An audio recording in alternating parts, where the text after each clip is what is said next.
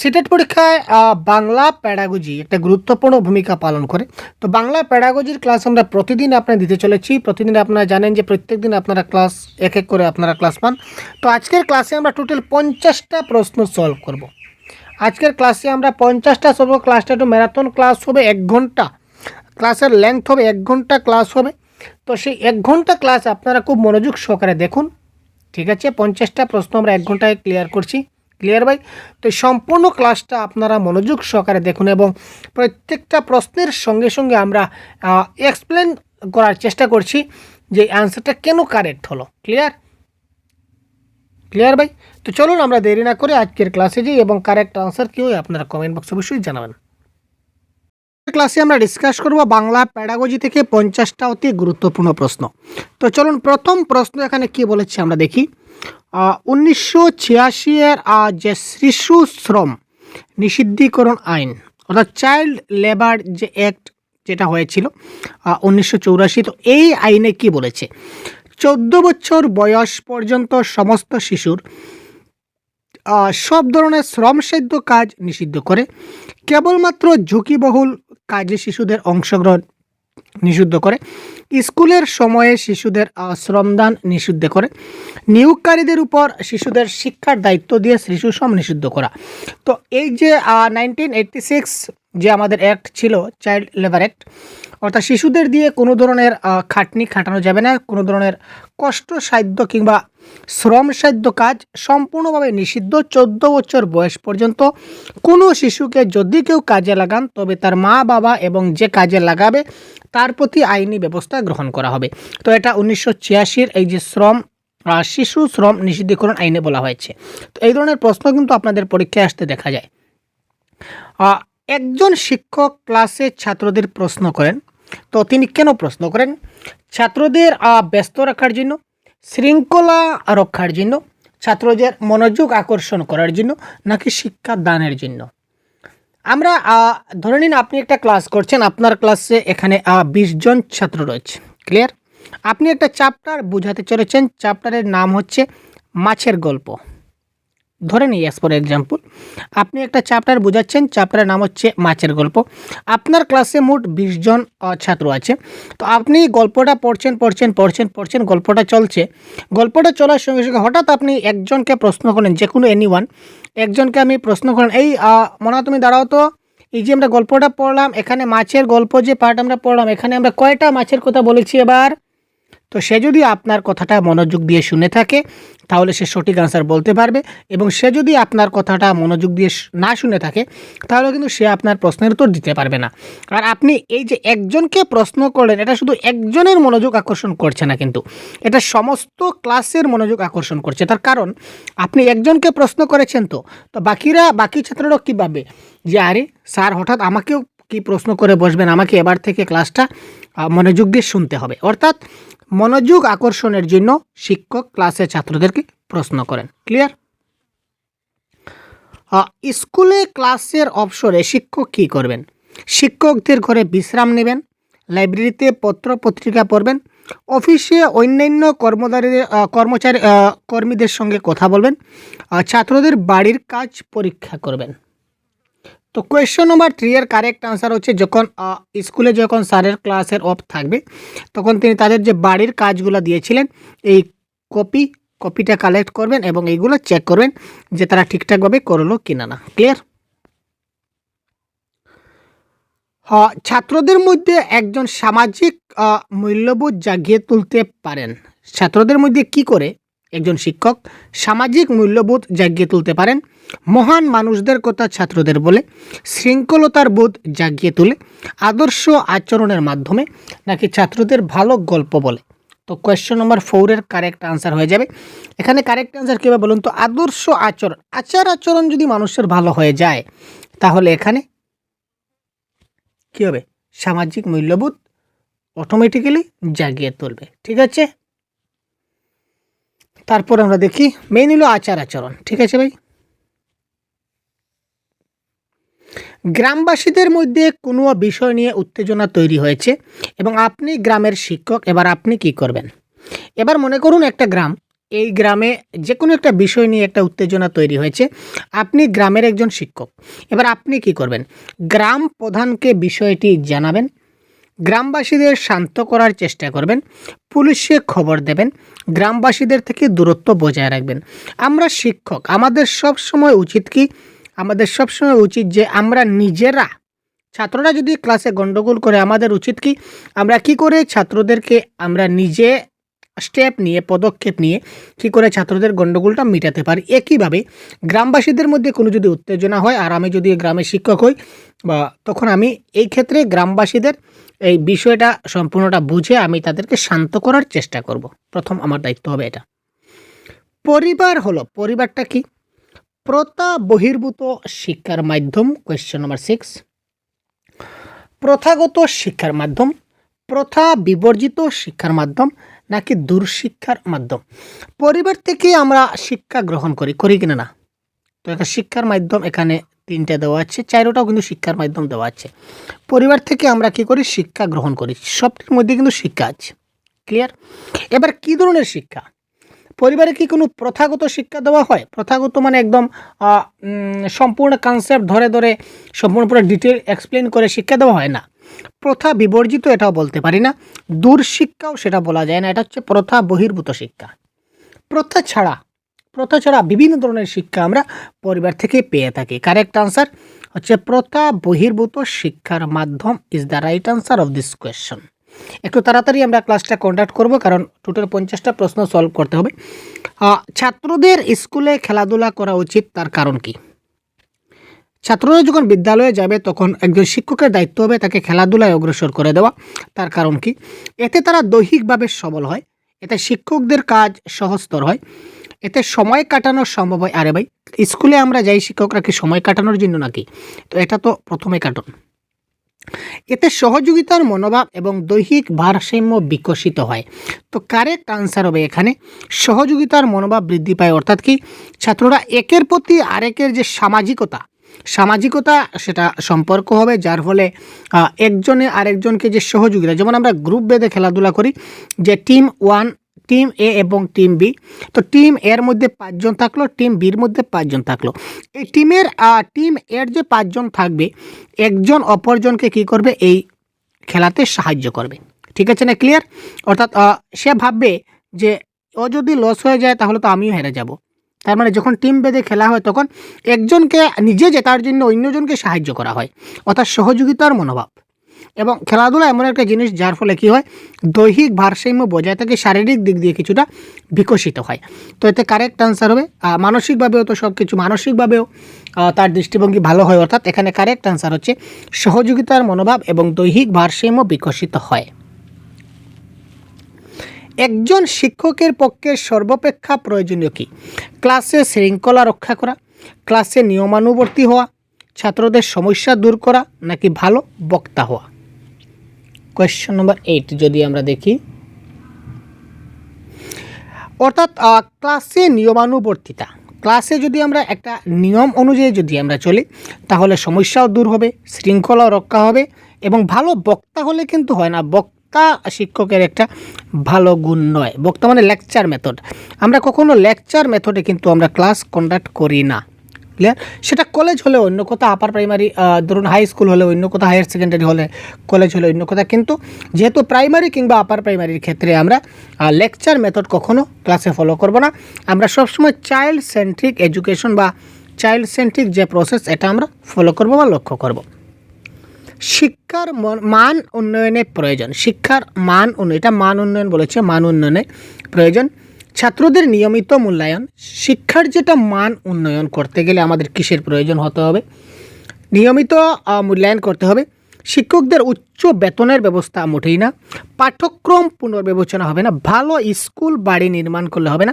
শিক্ষার মান করতে গেলে নিয়মিত মূল্যায়ন করতে হবে, যাকে বলা হবে CCE, continuous and comprehensive evaluation. তো এই CCE টপিকটা আপনারা দেখবেন, পুরো ডিটেলস অ্যানালাইজ আছে, এবং এখান থেকেও প্রায় 1 মার্ক বা 2 মার্ক এই টপিক থেকে আমাদের পরীক্ষায় প্রশ্ন আসে। তো কনসেপ্ট ইজ পাওয়ার, কনসেপ্টটা যদি ভালো করে বুঝে নিতে পারেন তাহলে MCQ বাই হাত কা খেল হয়ে যাবে। তো কনসেপ্টের ক্লাস আমার চ্যানেলে দেওয়া আছে, আপনারা প্লেলিস্টে গিয়ে দেখে নিতে পারবেন। শিক্ষার নতুন নীতির উদ্দেশ্য, শিক্ষার একটা যে নিউ এডুকেশন পলিসি, এটার উদ্দেশ্য কি?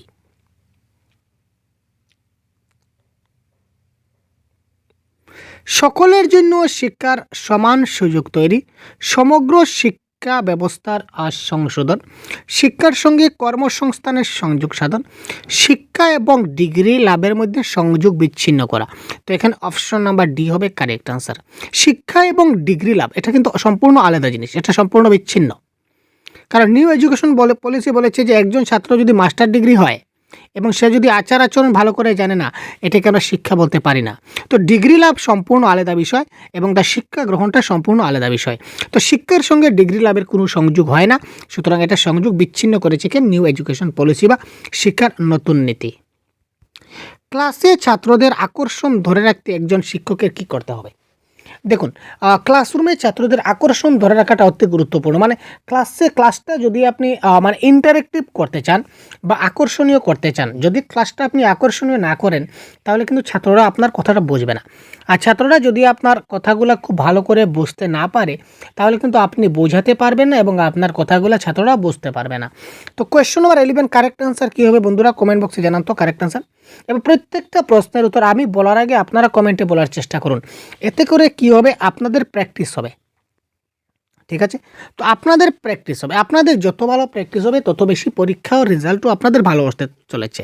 কারণ আপনারা নিজে থেকে ভাবুন যে এই প্রশ্নের কারেক্ট আনসার কী হতে পারে এবং আপনারা সঙ্গে সঙ্গে সবাই, আমি বলার আগে আপনারা বলুন, তারপর নিজে থেকে মিলিয়ে নেবেন যে শুদ্ধ হলো না ভুল হলো। যদি শুদ্ধ হয় তো নিজেকে একটা সাব্বাস দিলেন, বা সাব্বাস আমি কারেক্ট হয়েছি। ঠিক আছে ভাই। ক্লাসে ছাত্রদের আকর্ষণ ধরে রাখতে একজন শিক্ষকের ব্ল্যাকবোর্ড ব্যবহার করবেন, আলোচনা করবেন, গল্প করবেন নাকি প্রশ্ন করবেন? 11 কারেক্ট আনসার কী হবে? সবথেকে ভালো এখানে কারেক্ট আনসার হচ্ছে আলোচনা করা। আলোচনার মাধ্যমে কিন্তু আকর্ষণ ধরে রাখা যায়, ডিসকাশন মেথড, এবং এটা একটা পজিটিভ ওয়ার্ড। কিছু পজিটিভ ওয়ার্ড আছে, কিছু নেগেটিভ ওয়ার্ড আছে, আমার চ্যানেলে ভিডিও দেওয়া আছে, আপনারা দেখবেন।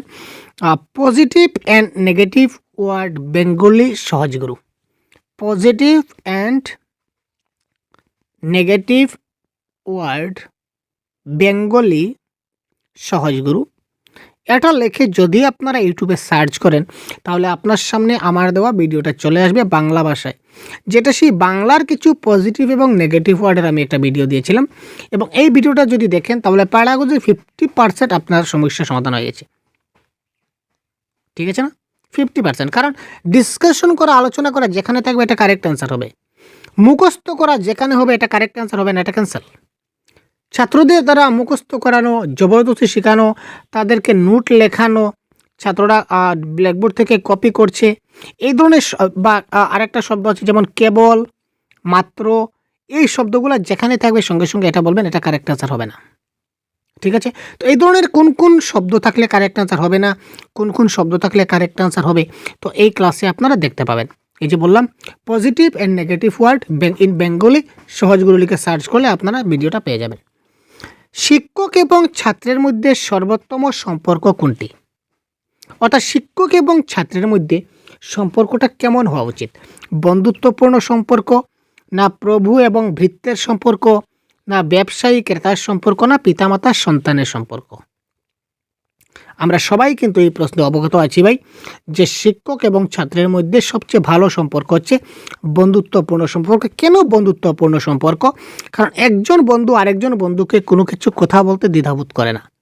তো শিক্ষক এবং ছাত্রের মধ্যে যদি সম্পর্কটা এই ধরনের বন্ধুত্বপূর্ণ হয় তাহলে ছাত্র যদি কিছু বুঝতে তার অসুবিধা হয়, যদি সে কোনো বুঝতে সে পারছে না, বুঝতে তার অসুবিধা হচ্ছে, সঙ্গে সঙ্গে সে শিক্ষককে বলবে যে স্যার আমি এই জিনিসটা বুঝতে পারিনি, তখন শিক্ষক আবার তাকে জিনিসটা বুঝিয়ে দেবেন। আলটিমেটলি ছাত্রটার শেখাটা হয়ে গেল। আর যদি আপনাকে সে ভয় পায়, তো ভয় পেলে সে কী করবে? আপনাকে বলবে না, স্যার আমি বুঝলাম না, এই কথাটা সে বলবে না। আর যখন বলবে না আলটিমেটলি তার শেখা হলো না। আর যখন তার শেখা হলো না তখন আপনার যে শিক্ষণ প্রক্রিয়া সেটা কিন্তু ব্যর্থ হয়ে গেল। আমরা প্রত্যেক শিক্ষকের একটাই উদ্দেশ্য থাকবে যে আমরা যা পড়াই, যা বুঝাই, ছাত্ররা যেন ভালো করে বুঝতে পারে, এটা হচ্ছে মুদ্রা কথা।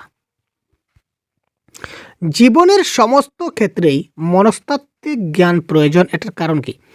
জীবনকে আনন্দময় করে তোলার জন্য, জীবনের সমস্যার সমাধানের জন্য, মানুষের আচরণ বোঝার জন্য উপরের সব কয়টি। তো জীবনের ক্ষেত্রে জীবনের সমস্ত ক্ষেত্রে মনস্তাত্ত্বিক জ্ঞান প্রয়োজন, এটা কারেক্ট আনসার হবে এগুলির সব কয়টি, অর্থাৎ অপশন নাম্বার ডি এখানে কারেক্ট আনসার। ছাত্রদের সুচরিত্র গঠন করা যায়। ছাত্রদের একটা সুচরিত্র আমরা গঠন করতে পারি, একটা ভালো চরিত্র গঠন করতে পারি তাদের মনস্তাত্ত্বিক জ্ঞান প্রদানের মাধ্যমে, তাদের ভালো পোশাক পরতে বলে, তাদের প্রতি ভালো ব্যবহারের মাধ্যমে, তাদের ভালো গল্প বলে। তো এটা কারেক্ট আনসার কি হতে পারে? ছাত্রদের সুচরিত্র গঠন করা যায়, তাদের চরিত্র আমরা গঠন করতে পারি কিসের মাধ্যমে? দেখুন, ভালো গল্প বললে কিন্তু তার চরিত্রটা ভালো হয় না, ভালো পোশাক পরলে একজনের চরিত্র হয় না। আর শুধুমাত্র মনস্তাত্ত্বিক জ্ঞান অর্থাৎ তাত্ত্বিক জ্ঞান যেটাকে বলা হয়, অর্থাৎ পুঁথিগত বিদ্যা দ্বারা তারা কিন্তু চরিত্রটা গঠন হয় না, অর্থাৎ তাদের প্রতি ভালো ব্যবহারের মাধ্যমে তার চরিত্রটা গঠন হবে। ছাত্রদের আচরণ পরিবর্তনের জন্য সবচেয়ে কার্যকর পন্থা সুউপদেশ প্রদান, দৈহিক শাস্তি প্রদান। এই দেখুন, এই যে নেগেটিভ ওয়ার্ড যেগুলো বলেছিলাম তার মধ্যে কিন্তু শাস্তি শব্দটা আছে, সেটা দৈহিক শাস্তি হোক, মানসিক শাস্তি হোক, বা যে কোনো ধরনের শাস্তি যেখানে থাকবেন এটা কারেক্ট আনসার হবে না, জীবনেও না। বাড়ি থেকে বিতাড়নটা হচ্ছে এটা নেগেটিভ ওয়ার্ড, তাকে কখনো বিতাড়ন করা যাবে না, অর্থাৎ ক্লাস থেকে বহিষ্কার, তাকে ইগনোর করা, এটা কখনো কিন্তু যাবে না। ঠিক আছে ভাই? তারপর সবসময় সুউপদেশ প্রদান করলে হবে না, এবং পুরস্কার প্রদান, নিয়মিত যদি পুরস্কার প্রদান একটা ব্যবস্থা আমরা রাখি ছোট্ট আমাদের যত সামান্য, তাহলে তার আচরণের পরিবর্তনের কার্যকর পন্থা। যেমন ছোট্ট ছাত্ররা, আজকে তুমি যদি একটা ভালো ব্যবহার করো তোমাকে কিন্তু গিফট দেবো, আজকে দেখি তুমি কাদের সঙ্গে ভালো মেলামেশা করতে পারো, আজকে যে সবচেয়ে ভালো মেলামেশা করে দেখাবে আজকে তাকে আমি একটা ছোট্ট কলম গিফট দিব। তখন সবাই কি করবে, এই আমি যদি ভালো ব্যবহার করি স্যার আমাকে কি করবেন, গিফট দেবেন। এই গিফটের আশায় ছাত্ররা কি করবে, আস্তে আস্তে নিজেকে পরিবর্তন করে ফেলবে, যার কারণে তার আচরণটাও পরিবর্তন হয়ে যাবে। একজন মেধাবী ছাত্র তার পড়াশোনার খরচ মেটাতে পারছে না, শিক্ষক হিসাবে আপনি কি করবেন? তার ফি মকুব করার ব্যবস্থা করবেন, তার দারিদ্র্য নিয়ে তার সঙ্গে আলোচনা করবেন, তার সঙ্গে কথা বলে তার সমস্যার সমাধানের উপায় বের করবেন, আর তাকে সাহায্য করার জন্য অন্য শিক্ষককে অনুরোধ করবেন। 1 নম্বরের ব্যবস্থা হলো, এখানে প্রশ্নটা একটু জটিল। একজন মেধাবী ছাত্র তার পড়াশোনার খরচ মেটাতে পারছে না, শিক্ষক হিসেবে আপনি কি করবেন? যদি স্কুলটা গভর্নমেন্ট স্কুল হয় এবং আপনি যদি সরকারি স্কুলের শিক্ষক হন, তাহলে এখানে তো ফির কোনো কোথাও আসছে না। যদি কোনো ধরনের ফি লাগে তখন তার ফিটা মকুব করার ব্যবস্থা করবেন 1 নম্বরে। ঠিক আছে? আর অন্য শিক্ষকদের অনুরোধ করবেন, এটা কারেক্ট আনসার হবে না। আর তার দারিদ্র্য নিয়ে তার সঙ্গে আলোচনা, এটা কিন্তু কারেক্ট আনসার হবে না। দেখুন, আলোচনার শব্দটা পজিটিভ ওয়ার্ড, এখানে একটা জিনিস বোঝার আছে। আমি একটু আগে বলেছিলাম যে আলোচনা এবং ডিসকাশন, এই শব্দটা হচ্ছে পজিটিভ ওয়ার্ড, যেখানেই আপনি আলোচনা কিংবা ডিসকাশন দেখবেন এটা কারেক্ট আনসার বলবেন। কিন্তু এই ক্ষেত্রে এখানে কিন্তু আলোচনা থাকা সত্ত্বেও এটা কিন্তু কারেক্ট আনসার হচ্ছে না। কারণ কি, দেখুন, একজন ছাত্র, মেধাবী ছাত্র, খুব ভালো ছাত্র, তার পড়াশোনার খরচ সে মেটাতে পারছে না, শিক্ষক হিসেবে আপনি কী করবেন? এবার তুমি খুব তুমি দারিদ্র হয়ে কেন জন্ম নিলে বলো তো? এই তোমার দারিদ্রতার দ্বারা আমারও আর হয় না, আমি আর কী করবো বলো? তুমি দারিদ্র হয়ে জন্ম নিয়েছ, অর্থাৎ তাকে বারবার তার মধ্যে দারিদ্র অর্থাৎ হে খুব গরিব দারিদ্র নিয়ে তার সঙ্গে আলোচনা করি, সে ডিমোটিভেট হয়ে যাবে, তার সমস্যা দেখা দেবে। তো এই ধরনের আমরা কখনো তার সঙ্গে আলোচনা করতে যাব না। তো আলোচনা এখানে থাকলেও কিন্তু এটা কারেক্ট আনসার হবে না, কারণ দারিদ্র নিয়ে আলোচনা আমরা তার সঙ্গে করতে পারবো না। তো এই ধরনের যে পজিটিভ ওয়ার্ড থাকলেই যে কারেক্ট আনসার হবে সেটাও তেমন কোনো কথা নয়। এই জিনিসগুলো আপনাকে একটু লক্ষ্য রাখতে হবে। অন্য শিক্ষকদের অনুরোধ করব না। তো আপাতত এই কারেক্ট আনসারটা হচ্ছে তার ফি মকুব করার ব্যবস্থা করবেন। যদি গভর্নমেন্ট স্কুলে তাহলে তো ফির কোনো কথাই আসছে না। আর যদি অন্য কোনোভাবে যদি ফিটা ম্যান্ডেটারি হতেই হয়, তাহলে তার সঙ্গে কথা বলে তার সমস্যা সমাধানের একটা উপায় খুঁজে বের করবেন, এটাও কারেক্ট আনসার হতে পারে। ক্লিয়ার ভাই? আপাতত এখানে প্রশ্নটা আমি আগে বলেছিলাম জটিল, প্রশ্নে কোনো ক্লিয়ার দেয় নাই, তো যার জন্য এটা কারেক্ট আনসার এখানে হচ্ছে মকুব করার ব্যবস্থা করবেন, এটা ঠিক আছে। আর তাছাড়া প্রশ্নটা যদি একটু ঘুরিয়ে দেয় তাহলে তার আনসারটা হবে তার সঙ্গে কথা বলে তার সমস্যার সমাধানের উপায় খুঁজে বের করবেন, এটা কারেক্ট আনসার হবে। যদি প্রশ্নের মধ্যে কোনো জায়গায় কোনো একটু পরিবর্তন দেখা দেয়, সেটা প্রশ্নের উপর ডিপেন্ড করছে। শিক্ষার জন্য সমীক্ষার ক্ষেত্রে নিচের কোনটি ব্যবহৃত হয়? অর্থাৎ এডুকেশনাল সার্ভে, কোয়েশ্চেন নাম্বার 17। তো এডুকেশনাল সার্ভে অর্থাৎ সে কতটুকু শিখেছে তার জন্য আমরা টেস্টও নিতে পারি, প্রশ্নসূচিও নিতে পারি, সাক্ষাৎকারও নিতে পারে। তো উপরের সবগুলি হবে এই ক্ষেত্রে কি কারেক্ট আনসার।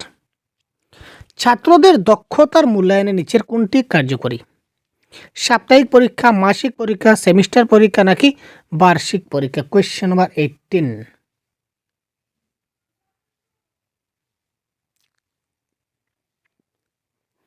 দেখুন এখানে ছাত্রদের দক্ষতা মূল্যায়নে নিচের কোনটি সবচেয়ে কার্যকরী?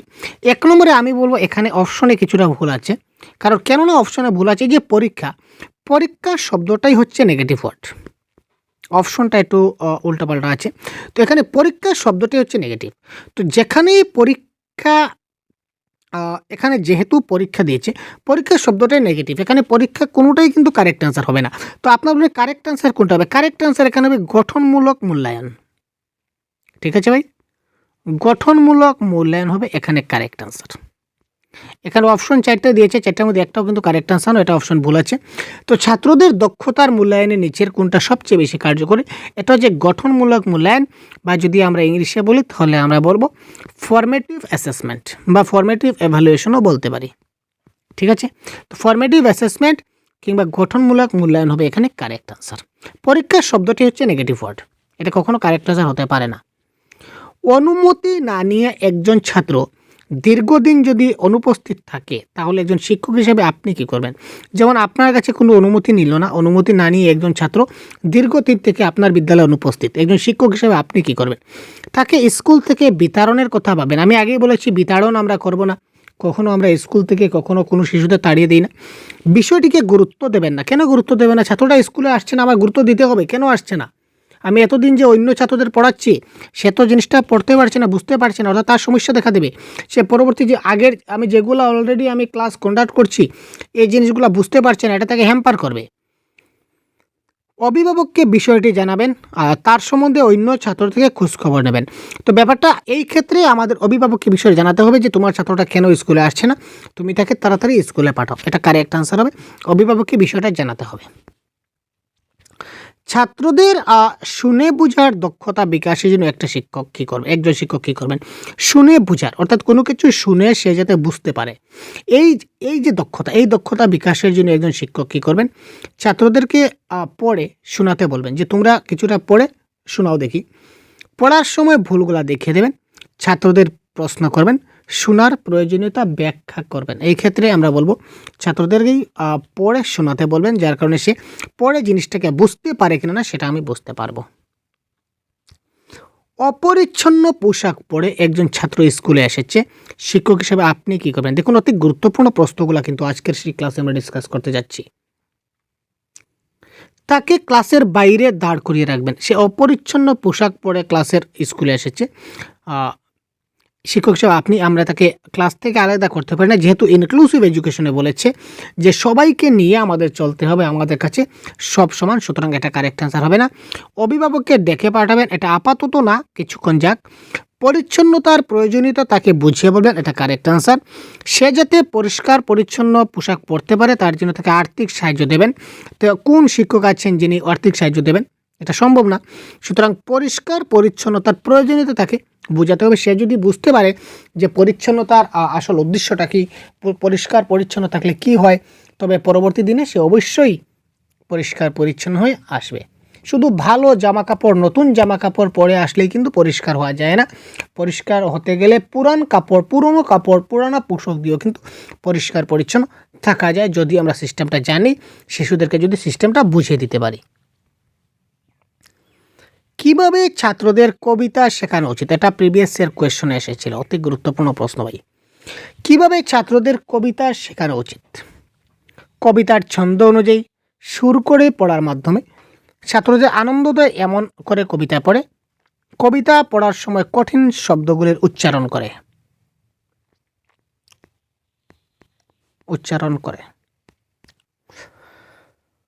তো কঠিন শব্দ, আচ্ছা কঠিন শব্দ যদি আমরা পড়ি, প্রথমেই যদি কঠিন মনে করি, তাহলে আমরা কি শেখাতে পারবো না?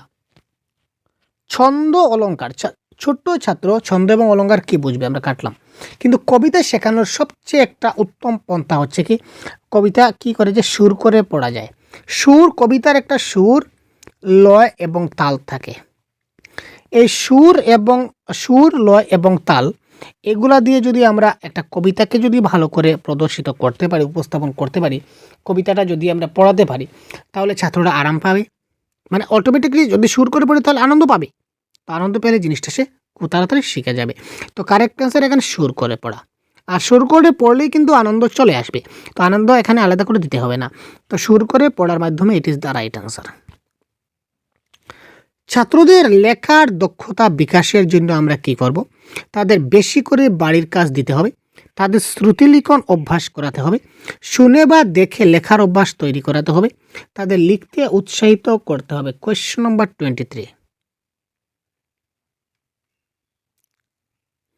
এখন আগেকার ছিল, বর্তমানে নেই। আমরা অনেক সময় শ্রুতিলিখন লিখেছি। তো শ্রুতিলিখনের অভ্যাস যদি তার মধ্যে থাকে কিছুটা, তখন তার লেখার দক্ষতার বিকাশ হবে। বা তাকে আমরা মুক্ত হাতের লিখনের ব্যবস্থা করতে পারি। লিখন দক্ষতা বিকাশের আরেকটা মাধ্যম হচ্ছে যে মুক্ত লিখন, ক্লিয়ার, ফ্রি রাইটিং, যে তোমার যা মনে হয় তুমি তা লিখো। এই আপনি তাকে একটা কনসেপ্ট ধরিয়ে দিলেন, যে কনসেপ্ট ধরে নাও সূর্য, কনসেপ্ট ধরে নাও সূর্য। তো সূর্য সম্পর্কে তোমার যা মনে হয়, সূর্যকে দেখে তোমার যা মনে হয়, বা সূর্য সম্বন্ধে তুমি ভাবো, তার সম্বন্ধে তুমি 1 পেজ, ছাত্রের বয়স অনুযায়ী 1 page, 2 page, 2 line, 3 line, 4 line, ছাত্রের বয়স। যখন ক্লাস 1-এর বাচ্চাকে যদি বলুন যে আপনি 2 পাতা লেখো সূর্য সম্বন্ধে, সে কি লিখতে পারবে? সে তো পারবে না। তো তার বয়স অনুযায়ী তাকে জিনিসটাকে দেখতে হবে। যাই হোক, ছাত্রদের বেড়াতে নিয়ে যাওয়া উচিত, অর্থাৎ ছাত্রদের ঘুরতে নিয়ে যাওয়া উচিত। কারণ একটা কথা আছে যে ভ্রমণ শিক্ষার একটি অঙ্গ। আমরা ছোটোবেলায় রচনা পড়েছিলাম যে ভ্রমণ শিক্ষার একটি অঙ্গ। তো ছাত্রদের বেড়াতে নিয়ে যাওয়া উচিত। এটার কারণ কি? এতে ছাত্ররা খুশি হয়, এতে ছাত্ররা বেশি শেখে। বেড়াতে গেলে ছাত্ররা গোলমাল করে না, বেড়াতে গেলে ছাত্ররা নিজেদের মধ্যে আনন্দ উপভোগ করতে পারে। এটা সঠিক আনসার কোনটা হবে? Question number 25। বেড়াতে গেলে ছাত্ররা নিজেদের মধ্যে আনন্দ উপভোগ করতে পারে এবং আনন্দ উপভোগের মাধ্যমে তারা অনেক কিছু জিনিস শিখতেও পারে। তো এখানে correct answer option number D. শিক্ষক চেষ্টা করবেন ক্লাসে বন্ধুত্বপূর্ণ পরিবেশ বজায় রাখতে, সহযোগিতাপূর্ণ পরিবেশ বজায় রাখতে, গণতান্ত্রিক পরিবেশ বজায় রাখতে, না উপরের সবগুলি। কোয়েশ্চন নম্বর 26-এর কারেক্ট আনসার হবে এই ক্ষেত্রে ক্লাসটা যেন কী ধরনের হয়? সহযোগিতাপূর্ণ হয় ভাই।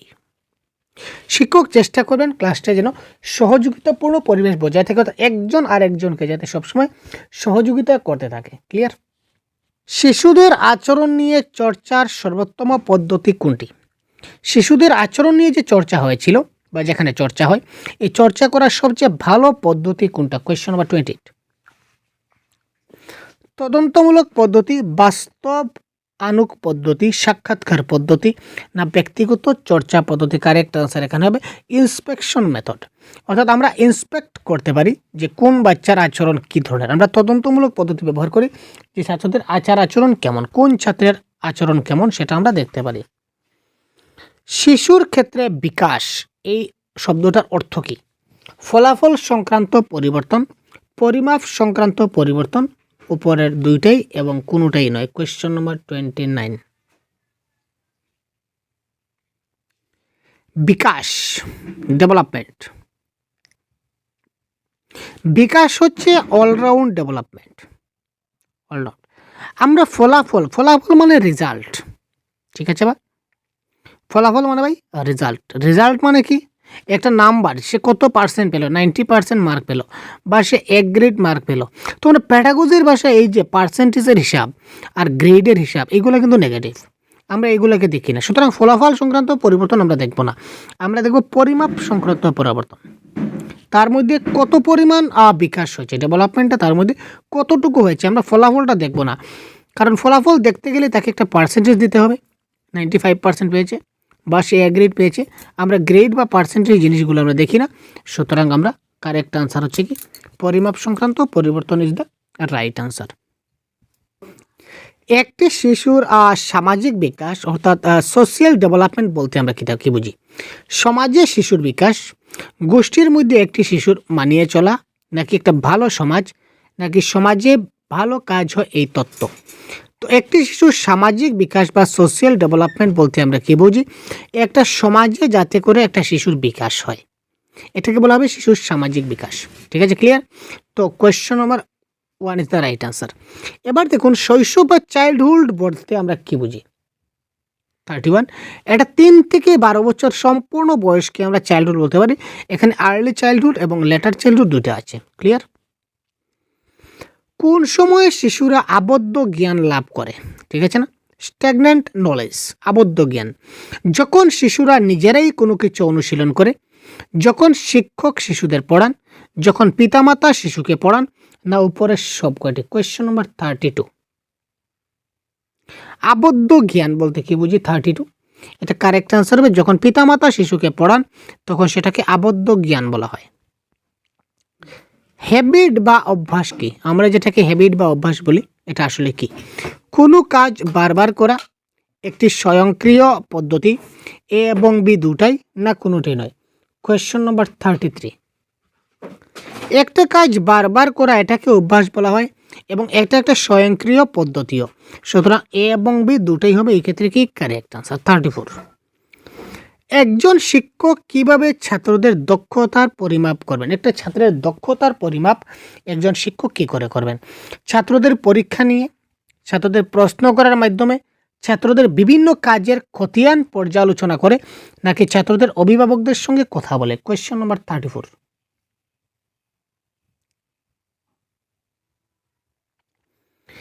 একজন শিক্ষক ছাত্রের দক্ষতার পরিমাপ করবেন তার বিভিন্ন কাজের খতিয়ান পর্যালোচনা করে, তার বিভিন্ন কাজের খতিয়ান পর্যালোচনা করে ছাত্রদের দক্ষতার পরিমাপ করা যায়। তো এই প্রশ্নের কারেক্ট আনসার কি হতে পারে সেটা অবশ্যই কমেন্ট বক্সে আপনারা জানিয়ে দেবেন। এবং এই সঙ্গে আজকে আমাদের এই ক্লাসটা এখানে শেষ করছি। পরবর্তী ক্লাসে আর অনেকগুলো প্রশ্ন আছে, সেটা নিয়ে আমরা কন্টিনিউ করব। তো ভালো থাকবেন, সুস্থ থাকবেন এবং বিশেষ আরও এই ধরনের ক্লাস অবশ্যই আমাদের চ্যানেলে পেয়ে যাবেন। সুতরাং চ্যানেলকে সাবস্ক্রাইব করে সাথে থাকুন। ধন্যবাদ।